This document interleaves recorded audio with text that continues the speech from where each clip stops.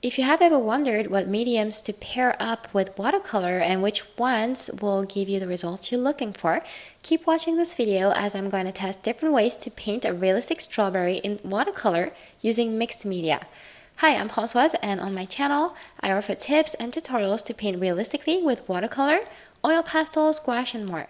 My main supplies here are Saunders Waterford cold-pressed 100% cotton paper, 300 GSM, silver brush black velvet paintbrushes, and Art Philosophy watercolor tubes. Check out the description below for precise references on everything you'll see me use in this video. The first strawberry is watercolor only, using the exact colors I saw in the reference photo. I wanted to be faithful to the photo and keep it simple using just watercolor to then be able to compare this first realistic strawberry with mixed media techniques. Just like I do it in all my other watercolor tutorials, I started painting it with light colors. Then I layered colors and I increased color value, which means I added pigment to my color mixes to paint layers that are more opaque and add nice contrast. To paint realistically, I have found white gouache works best for me when it comes to painting highlights. I find it looks more natural than leaving bits of paper showing or using a gel pen. That's my personal preference. So I proceeded to use white gouache to add the shine on the strawberry. With my second realistic strawberry, I decided to try a technique I have seen some use before. I shaded the strawberry with graphite first. I didn't push it to shading it really precisely as I would have if it was just graphite alone, but I made sure to get all the shadows and details. As soon as I added watercolor to my drawing, I noticed the graphite didn't show as much as I would have liked. It gave me the impression to dissolve with the water, even though this was not a watercolor pencil, and to also affect my watercolors by mudding them very slightly. And we can tell the colors are not as vivid, but we can't clearly notice the pencil work underneath. Although I find this technique gives the painting a slight countryside vintage feel. This is why I had to add layers, just like I had done previously. Otherwise, this pencil and watercolor strawberry would have stayed pretty flat.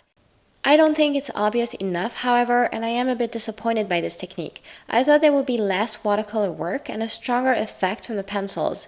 I'd like to try this again in the future, maybe with different pencils or different paper, to see if I can get it to look better. Sometimes it's just about modifying one thing. Please leave a comment below if you have tried it and what you thought of it.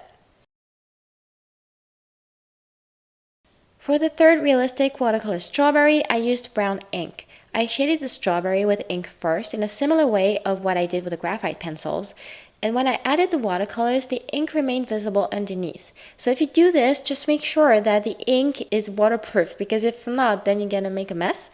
So just make sure it's waterproof. So what I did is I kept layering to give the strawberry the realistic look I was going for.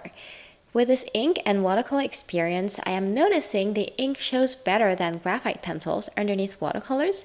It gives it a slight texture, and this is most noticeable on the leaves here. And naturally, you can add whatever degree of texture you want with it. So I think it's a great technique to try to spice up with your watercolors a bit better than graphite.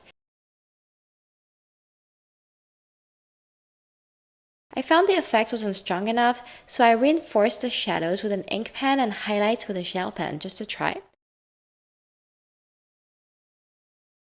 Before, I have tried creating watercolor paintings with black ink, and I find black ink gives watercolor painting a lot more character than a color of ink that blends into a painting more, like it is the case here with my brown ink.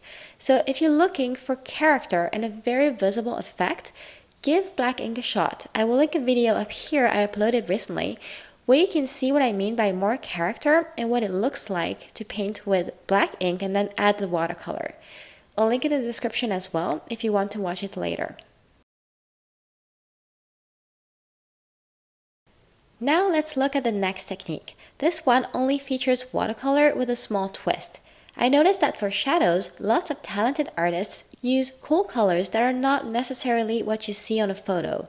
They will use colors such as purple or blue for shadows. I wanted to try this, so I painted this strawberry exactly like the first, except here I replaced the brown shade I picked for shadows with a purple shade. You can tell the difference clearly. I also insisted a bit more on top of the strawberry. I do like the touch this is adding. I think I will do more of this, using alternate colors that are not necessarily what is visible on a reference photo, but that will still give us a great result. This next technique is watercolor and colored pencils. I think that's a favorite with many realism artists. And I myself love colored pencils. They're great for details too, and I haven't used them much lately, so I was really excited about this.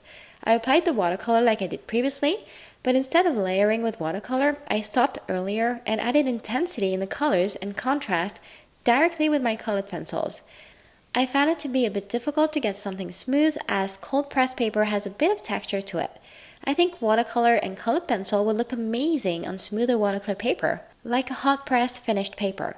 So here I did my best to get the look I wanted, but it's not as striking than the watercolor only versions of the strawberry with this paper. The whites also showed less than gouache, so maybe the awesome combo would be watercolor and colored pencil on hot pressed paper, with white gouache for highlights. Something to remember and try. The next technique is a bonus experiment. I'm part of an ambassador program for a brand that sent me gouache to try, so here it is. Because gouache is very similar to watercolor. It's basically almost the same when diluted with a lot of water, except you can make it a lot more opaque if you choose to. I used the gouache in its opaque form to paint the strawberry, and the outcome is slightly more intense colors than using watercolors. I found it very easy to paint with, especially when, like me, you are more used to watercolors. It dries fast and it's easy to fix mistakes. So now tell me in the comments, which technique do you like best? I hope you enjoyed this video and learned a lot because I sure did when I painted these 6 strawberries. If so, please like, comment, and share it to help it being seen by more creatives.